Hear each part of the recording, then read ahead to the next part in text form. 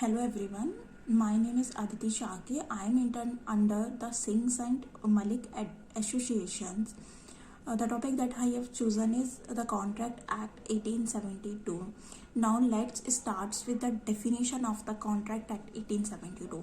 The Contract Act 1872 prescribes the law relating to contracts in India, and it is the key act regulating Indian contract law. The act is based on the principles of the English common law. It is applicable to all the states of the India.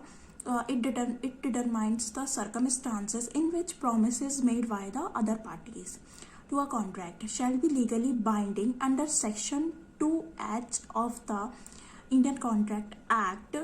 Defines a contract as an agreement which is enforceable by the law. Contract act is the one of the central law that regulates and oversees all the business whatever there is a case of a deal or an agreement. Now let's define the law relating to the contract acts. The Indian Contract Act 1872 defines the term contract under its section 2H as an agreement enforceable by law. It's defined that two major elements, that is agreement and enforceable by law. So now in section 2E of the Contract Act, it defines that the term agreement is in every promise and every set of a promise forming the consideration for each other. We need to understand the promise first.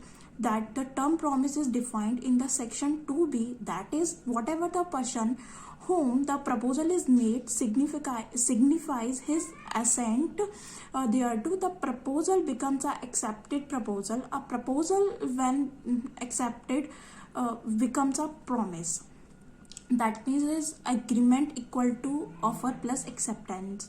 Let us try to understand by one example. Suppose you agree to sell a car for 80,000 rupees. Bucks with a friend. Can you have a contract for this? With friend. Now your friend agree as the promise. It becomes an agreement. Thus we can say that it gives the rise to the legal obligation. Must be within the scope of the law. Summarize it in simple form that contract equal to accepted proposal plus enforceable by law. Now now discuss about the purpose of the Indian Contract Act. The main purpose of the contract is to formalize new relationship and outline the various legal obligation each party owes to the other.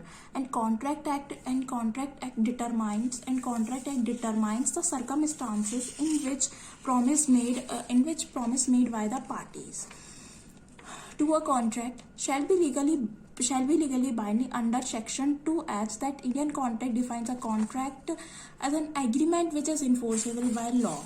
Now discuss about the uses of the Indian Contract Act. Contract is an important factor in our day-to-day daily life. We are doing contract with anyone. The uses of Contract Act are as like first is record of commitment. Second, prevents conflicts and minimize risk. Third is to serve a communication tool. Fourth is contract are used as a legal tools. Fifth is a increase operational efficiency. Now discuss about the recent case laws, that is Amitav Das Gupta versus United Bank of India, AIR 2021. In this case, Amitav Gupta went to the bank to deposit locker rent. He was informed that his locker rent was broken upon by the bank due to non-payment of the dues. Then he appraised the bank that breaking of his locker was illegal. He had already paid his dues. After checking, A bank admitted that a mistake was committed on their part and they apologized for this mistake. After a month later, that appellant went to the bank to collect the contents of his locker. He found only 2 out of the 7 ornaments. Bank maintained that they recovered only 2 ornaments at the time of the locker was broken up, opened. He complained to the district consumer forum, and they order to return the ornaments or pay 3 lakhs to the appellant, or the compensation as in 5,000 rupees. Now he approaches to the state consumer forum. State consumer forum reduces the compensation as an 3,000. Then he approaches to the Supreme Court under Section 138 of the Constitution. Then Supreme Court held that the bank decision to break open the appellant's locker without any proper cause or notice, even though he had paid all the sums and his dues, is not justified. Hence, it is a breach of responsibility that the bank owed to the customer as a service provider, and as a result, a gross deficiency in service. Thank you.